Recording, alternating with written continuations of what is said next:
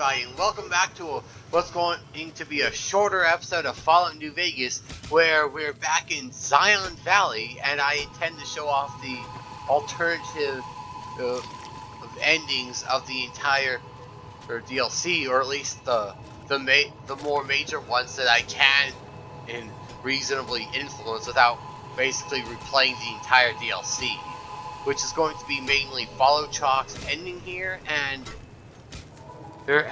choosing Daniel's path instead of choosing Daniel's path to leave the valley instead of choosing Joshua's path of defending the valley. The alternative points in the ending includes whether or not Waking Cloud is willing to forgive Daniel for hiding the truth about her husband, and how willing the dead horses and I wish you could have met and my the family. Sorrows are like them, willing to show their enemies, depending on how you interact with Joshua, whether or not he shows mercy to salt upon wounds, whether or not he executes him without giving a fighting chance, or whether he does let him get up and fight. But anyway, let's get this on the road. What can I tell you? Talk to Joshua about your sense of Yeah? position. He said that? Civilization isn't perfect, but neither is tribal life. You should go see it for yourself. Really? You think so? Whew. I'm going to do it. After all this is over, I'm going to go explore civilization. Dankney, Akis, I never would have had the Growans to ask him myself. And that we set him on the path for the alternate ending. And now, I don't know what's up with my game, but for some reason I've been trying to replay this part so I can show this off. But the first time I recorded, I had no issues. But the problem was that I didn't discover until like the very end until the very end of the video, while I was still recording, that I accidentally left the video muted. I had my mic muted, turned off.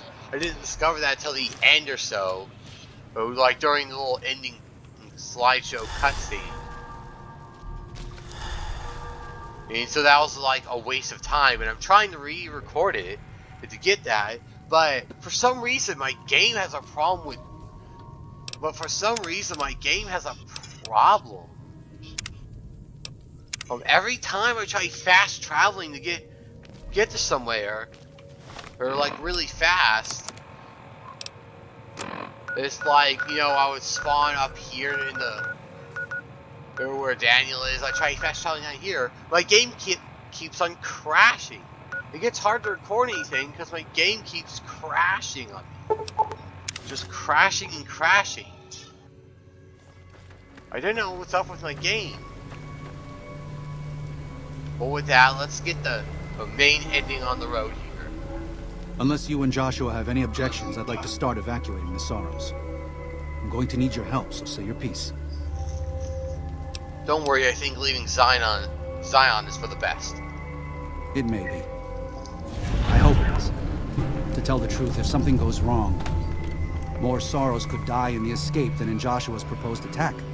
Even knowing that, it's a risk I have to take. With your help and Joshua's, even if we're attacked, we can defend the Sorrows and escape. We'll be traveling at night in small groups across the valley.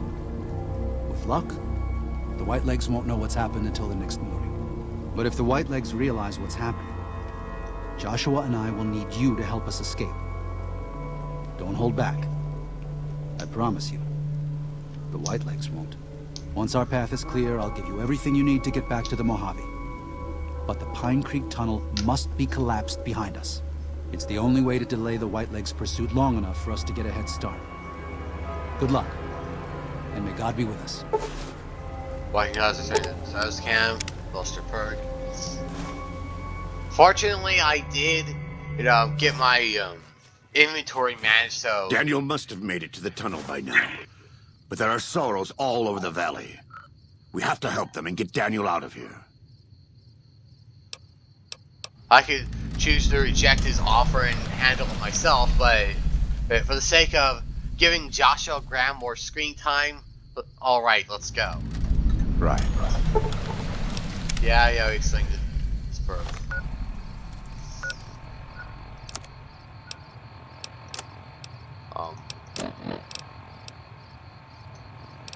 Alright, quests we have involve. We could just go straight to the Pine Creek Tunnel, but there's optional quests here. Defeat the Whitelegs holding the bridge to Pine Creek. Big optional, talk to the Sorrows at the burial ground. Optional, kill the Whitelegs desecrating the Sorrows burial ground. And prisoners of war.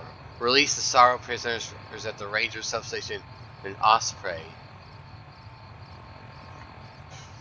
Optional, kill the Whitelegs at the Ranger substation in Osprey.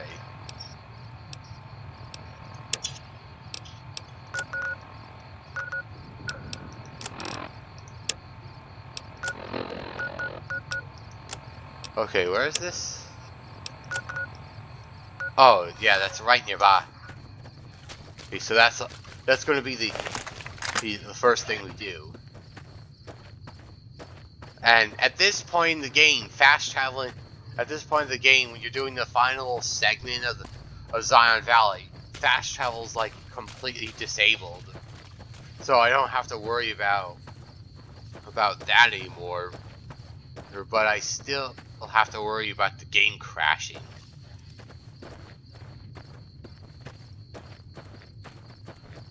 Which hopefully it won't do, because I think the crashes were mainly connected to the fast traveling. Every time I try to do that, it would almost certainly crash.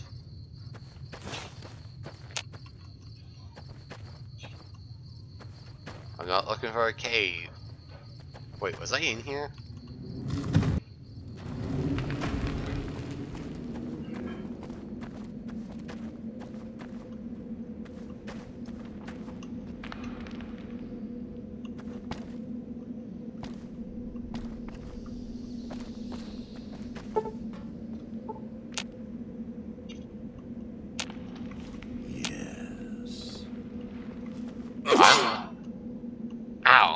No, I wasn't in here. If I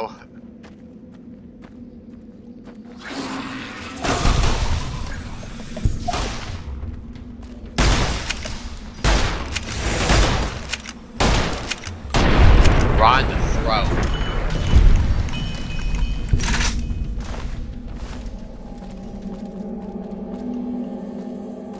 Excuse me.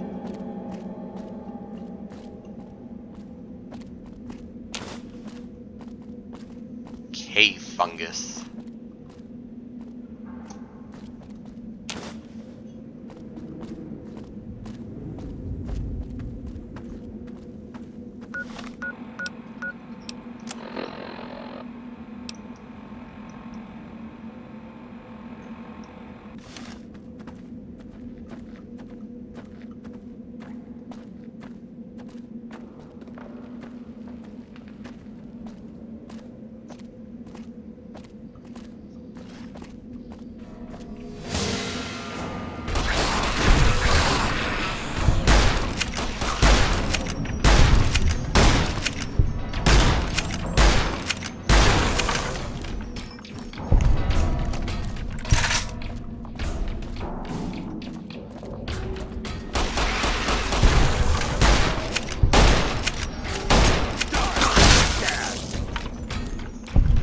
Dang. That's not his head, that's specifically his scalp.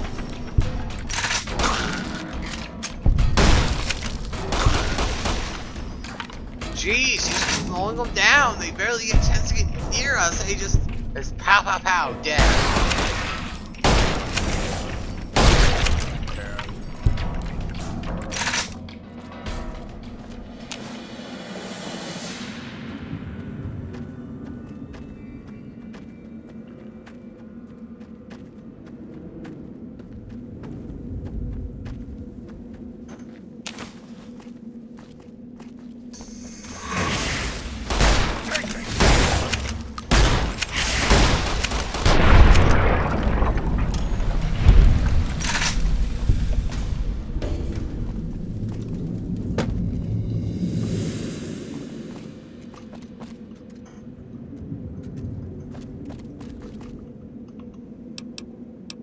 nothing there worth taking. Wait.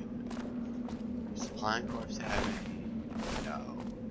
No, it doesn't.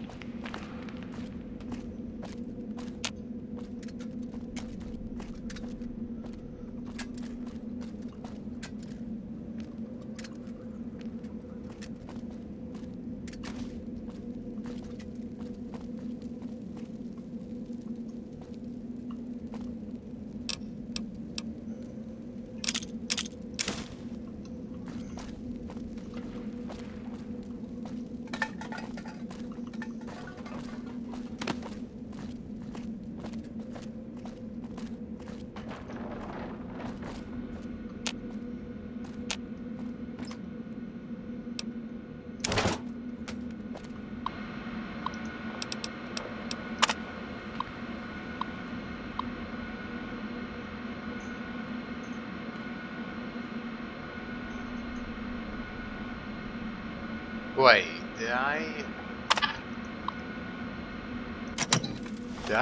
was I already in here?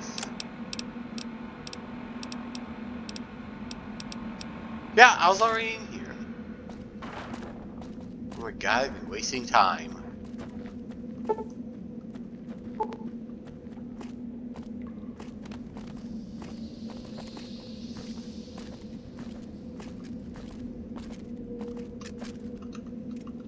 I guess this is a good example of how bad my memory is, so please forgive me for inadvertently wasting time. That's how I found a new area and I was showing it off. My fault completely.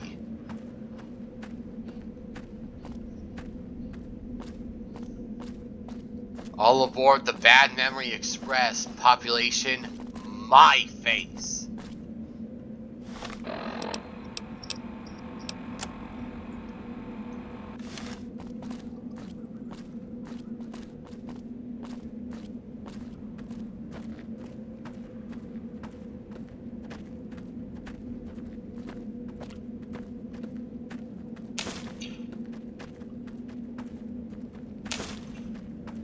Cave fungus, for those that care, have something of unique property in that it's a food you can eat that takes off about like 30 points of food, but at the same time it heals 10 points of rad.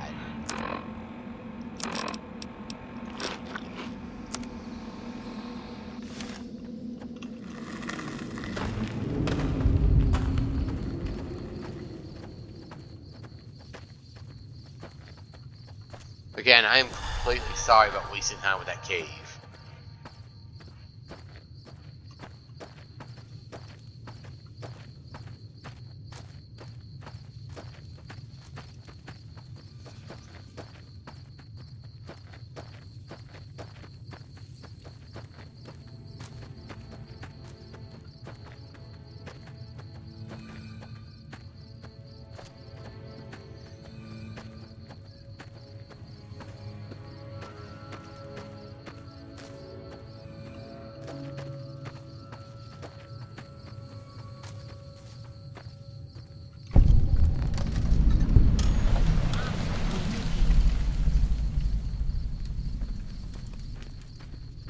No.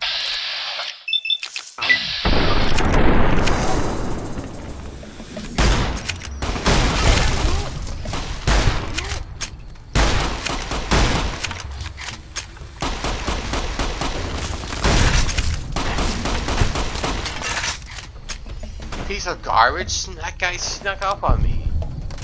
I'll take your water. How's my outfit look? Good. I don't have to. Don't know why this one person has like a anti-materiel rifle. I think it's like one of the best weapons in the game.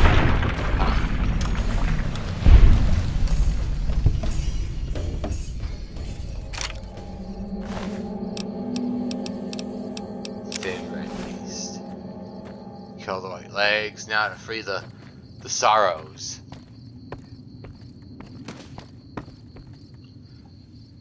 Had to search this room, but the key turns out to be in this little container here. toolbox right there. The guards are actually smart enough to not carry it on their person. And that's assuming you don't have the skill requirement to lockpick it, because you could just straight out lockpick it.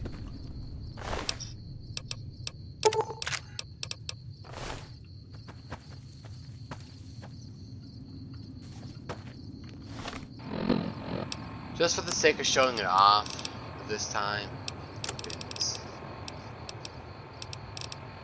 Alright,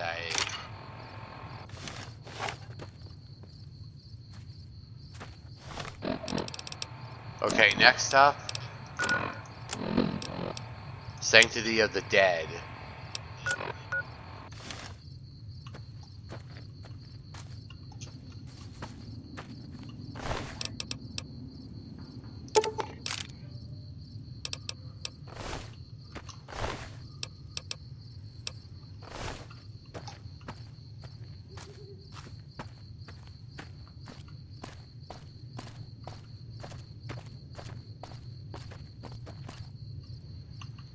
Alright, gotta be careful with this.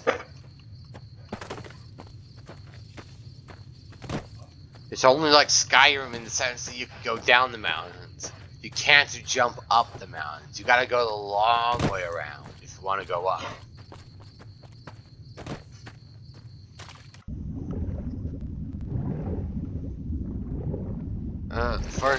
The first time with the failed recording left me paranoid. I keep double checking my mic to see it. I keep double checking my mic to make sure that's working.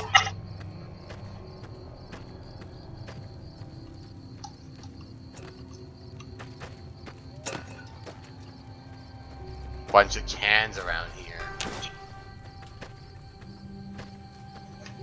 But I could probably imagine who's been leaving it around. White Sorrows, Two Necklaces. Who's hurting me?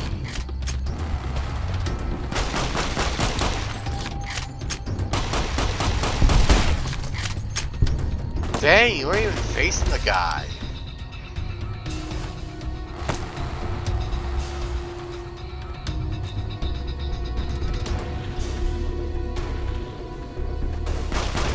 Like, almost like the guy was so... What? Almost like the guy got so... Okay, just being that close to Joshua, that the guy's head just exploded.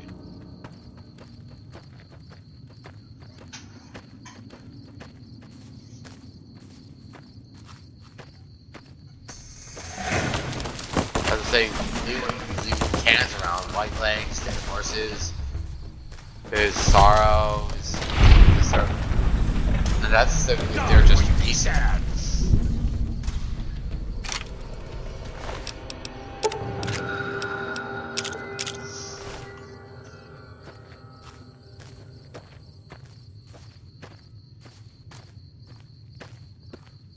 And it could have been the survivor guy we've been reading entries on.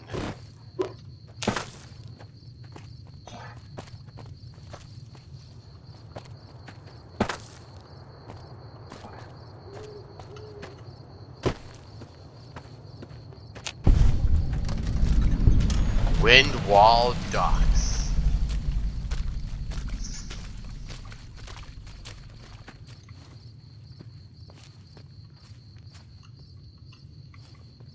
You friend of Soros, yes? Together we smash white legs that defile holy places, yes?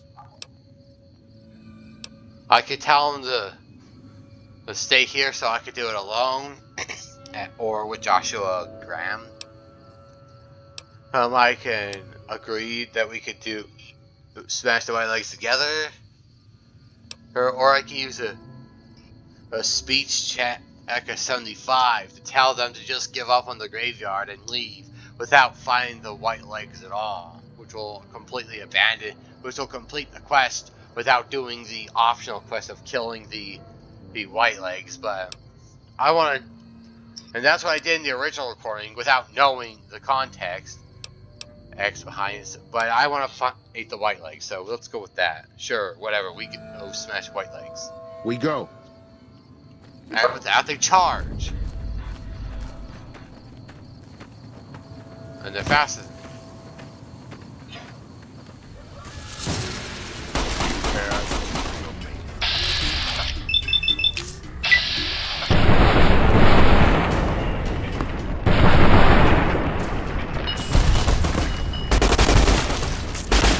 Oh.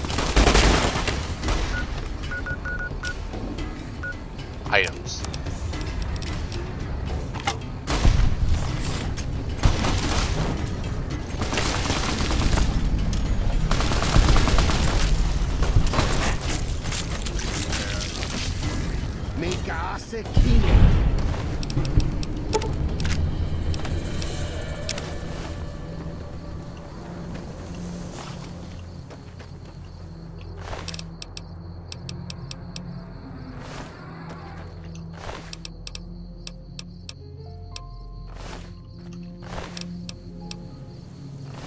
Wait, this guy actually killed the red paste.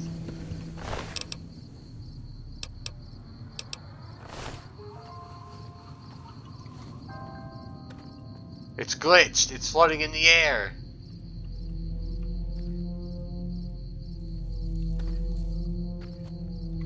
Oh well.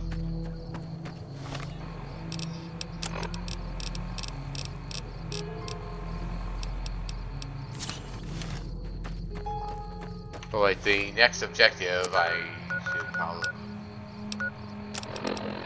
retake the bridge. To defeat the White Legs holding the bridge to Pine Creek, which is located right nearby.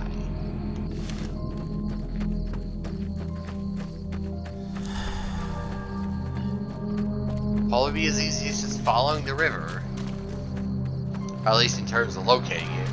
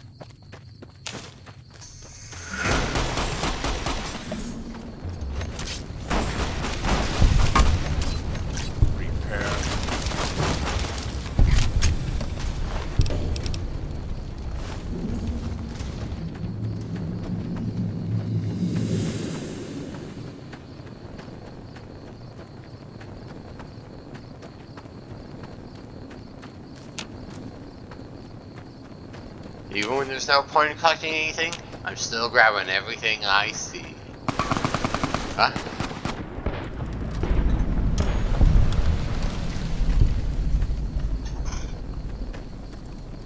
Jeez. Very proactive. I'll see if I have a doctor's bag. I feel slow.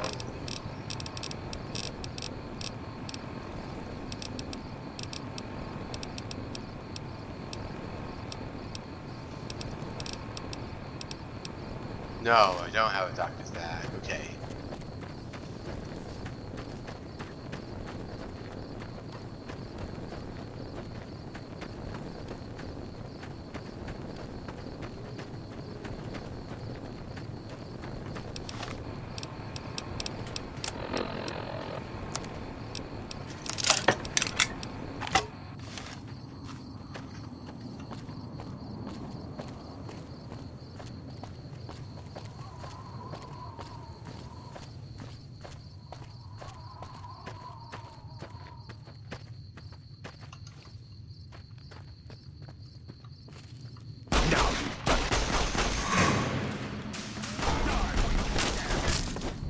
You can know Ninkupami.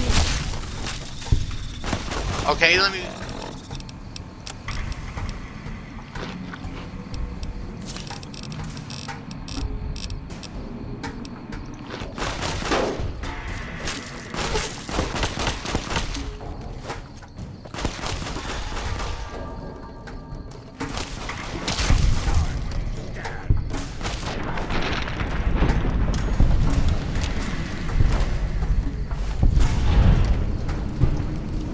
with that, we retook the bridge from the 4 guys guarding it.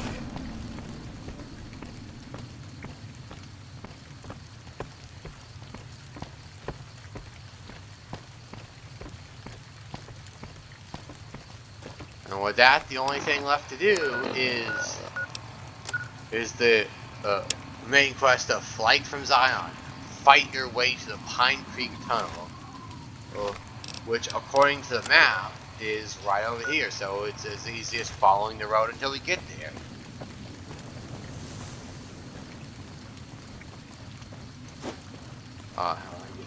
There we go.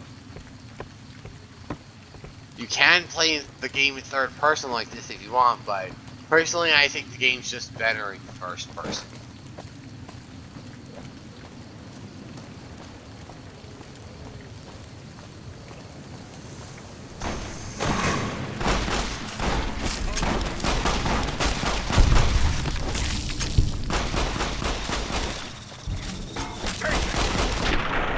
Jeez!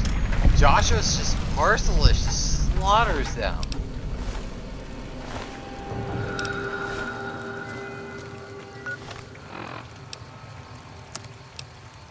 Not only that, but like, he's killing them so hard, he's making their heads explode. Something usually associated with the bloody messenger.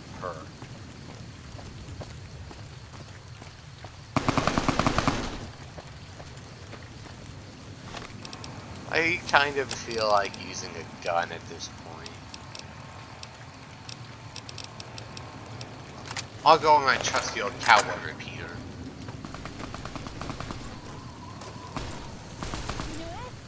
Oh! I'm so sorry!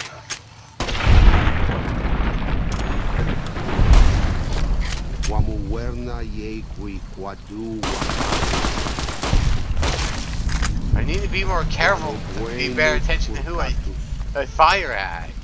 The last thing we want is friendly fire. At least the guy it's going to give.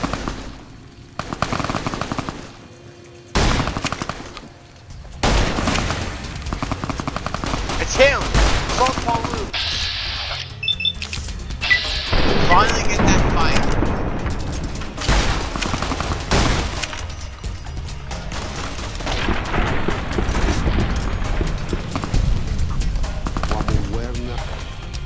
And here, if we examine his body, we can get his helmet and power fist, just like original. One thing I'd like to point out real quick is that notice how Saltapon's Wound was willing to fight this time, but in the alternate path where you take Joshua's plan, like I pointed out, Joshua already had everyone defeated by the time you got there, and had everyone, including Saltapon Wounds himself, defeated and literally lined up, ready for executing. Saltapon Wounds was literally a guy that has been built up to be so merciless to slaughter everyone and that he comes across, and then salt the earth of the land they lived on, so nothing could ever grow back, was on his knees. He's already defeated and ready to be executed, begging for mercy and his life. Begging for mercy to keep his life by talking sense into Joshua Graham.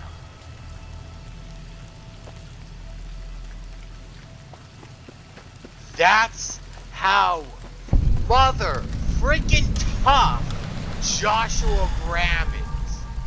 Someone as cruel and merciless as Saltapon's Wounds, on his knees, ready for execution, begging for his life. But with that, everything done, let's talk to Daniel. Please, have you done everything you can for the Sorrows? Are they all accounted for? As many as I can.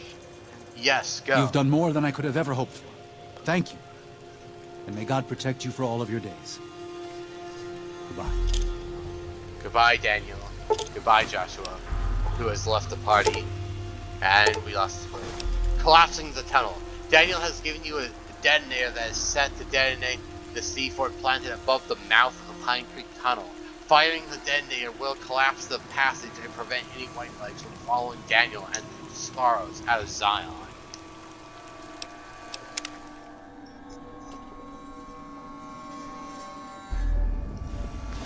Use the detonator to collapse the Pine Creek Tunnel. And at this point I have to say I have no control whatsoever. I clicked once to pull the equipped detonator out by pressing various keys on my keyboard. Nothing's in control. The only thing I can do is click to detonate.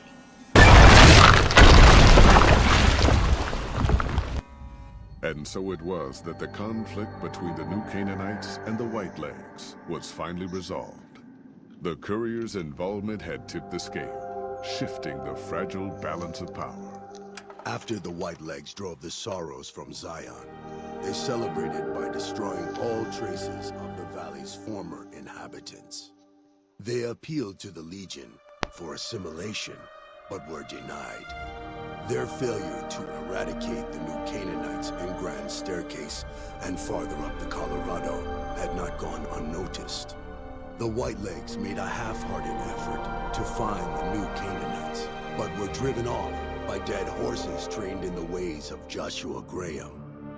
The Whitelegs lost all hope of joining the Legion and disintegrated into a number of petty raiding bands, leaving Zion Valley a polluted cistern. Daniel succeeded in leading the Sorrows out of Zion, as he had wanted to do from the start. The Courier protected the Sorrows during the evacuation, ensuring that most reached their destination unharmed. Over the weeks and months to come, Daniel would see to the Sorrows' resettlement in Grand Staircase. Their adjustment to their new home was not without difficulty, but eventually, the Sorrows came to accept the loss of Zion. Having helped Daniel and the Sorrows escape from Zion, the Dead Horses returned to their home at Dead Horse Point. The tribe continued to learn from the New Canaanites, and over many years built a flourishing community along the banks of the Colorado. Though the tribe's bond would endure, it was Joshua Graham's legend the Dead Horses would revere, not the tenets of New Canaan's faith. Already weakened by several seasons of bad trading, the Happy Trails Caravan Company was initially discouraged by the results of its expedition. The fate of New Canaan and the evacuation of the Sorrows from Zion made the prospect of trading seem fruitless. When Daniel told his family about the exploits of Happy Trails employee the Courier, however, New Canaan decided to repay the company's kindness. Twice per year, New Canaanites made the dangerous journey west to trade with a company in the city of New Reno. The Happy Trails Caravan Company could not survive on such trading alone, but the New Canaanites' generosity made tough times go easier. Follows Chalk took the Courier's words to heart and decided that he would behold the sights and sounds of distant lands with his own eyes and ears. After returning to Dead Horse Point, he quarreled with his family and other tribe members about his ambitions. One morning, they awoke to discover that Follows Chalk had set off alone, westward, into the wilderness. He was never seen again. Waking Cloud was distraught when she learned of her husband's death, but took comfort from her tribe and the compassion of the New Canaanites. She forgave Daniel for having concealed her husband's fate from her, and learned to accept his fate. When her grief faded, she took a husband from the Dead Horse tribe. At her bidding, he stayed close to home. After leading the Sorrows from their home in Zion to safety in Grand Staircase, Daniel continued to wonder if he'd made the right choice. He spent his life evangelizing the beliefs of his people to a new generation of young men and women, as his ancestors had for centuries before him. He was happy with his family. But for the rest of his life, there were nights when he awoke with sadness to find he had been dreaming of Zion. And with that, the Courier walked out of the history of the tribes of Zion and back to the gathering storm of the Mojave Wasteland.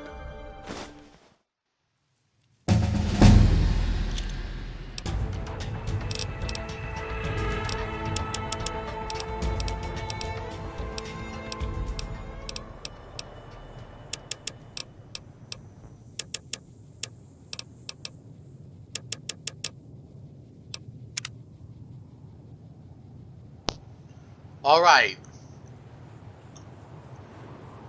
The locker is exactly the locker is exactly the same as usual. Well, minus Salt upon Moon stuff, but to be fair, I already got his stuff here. His power fist and his helmet, so fair is fair, I guess. But I'm not going to keep this permanently, so I'm just here to show off the alternate ending and what happened. So thank you so much for watching. Personally, I still think that Joshua's ending of fighting to keep the valley, he is the better ending, personally. So after seeing this, tell me what you think down in the comments below. Which alternate ending do you prefer? I think,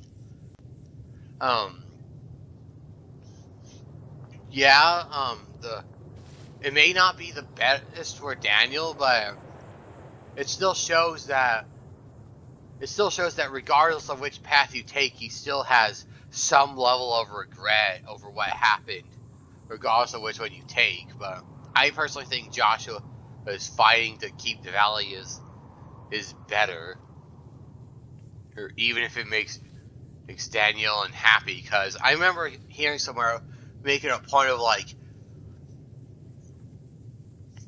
someone making a point about how Daniel is trying too hard to protect them like they're children, and he's trying too hard to preserve their innocence in a world where being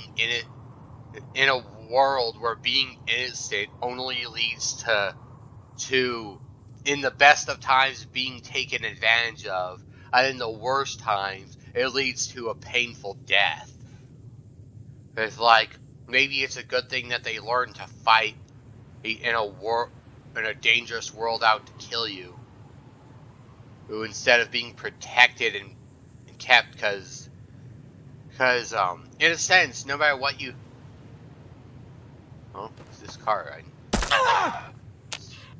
Because sometimes it might be a good thing to learn how to properly handle confrontations, because sometimes getting into confrontations is inevitable. Sometimes you just can't avoid a confrontation no matter what you do. So learning how to handle confrontation, or at least learn how to cope with getting through a confrontation, and is at least not a useless skill. So there's always a good thing to learn to dealing with confrontations, no matter how big or small the confrontation be. Rather it be getting into like a physical altercation or a life and death situation involving another person, or it could just simply be getting into an argument with someone. And it's always useful to like learn how to deal with confrontations. But anyway, tell me what you think about the comment. Use the comment section below to tell me what you think of what happened. And I'd love to hear your opinion. And thank you again for watching. And this has been Fallout New Vegas. And the next time you see me in Fallout New Vegas, we will be, like I said in the last episode, we'll be heading to the Hoover Dam. I don't know how much time we're going to be spending there, or if we have time for other things, but I know for certain I'll start the next episode with showing off the Hoover Dam. So thank you again for watching, and until next time, I'll see you guys around.